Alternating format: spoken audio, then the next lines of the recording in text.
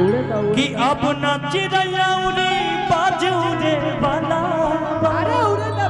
कि राज कर मधेपुरा वाला अब माहौल बदले वाला बा कि राज कर रानी हो माहौल बदले वाला बा।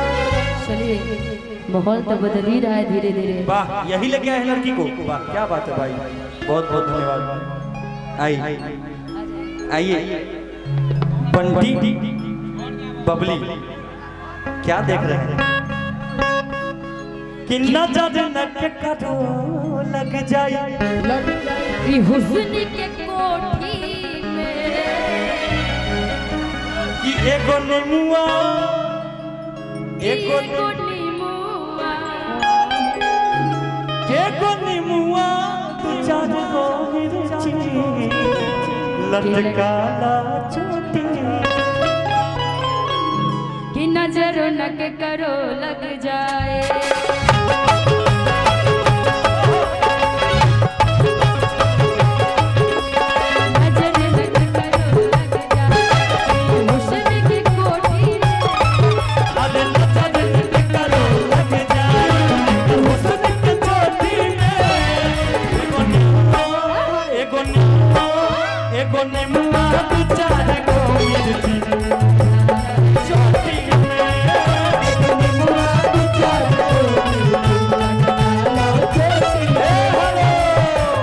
लेकिन देखिए यह में गाना ए राजा राजा राजा राजा में सदा उठा ला दादी कोला उठाई खूब नादा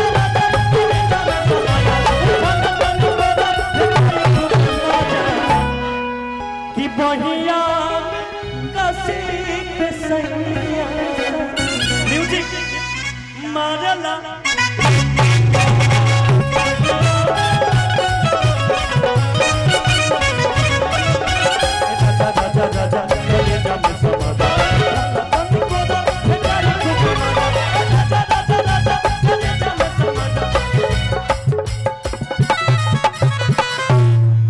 यादव मधेपुरा उनके तरफ से बहुत सारा आशीर्वाद कि बहिया में कसी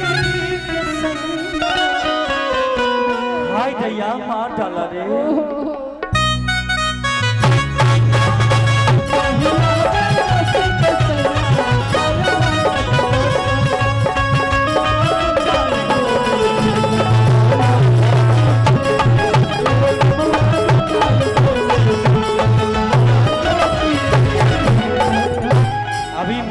बदल गया।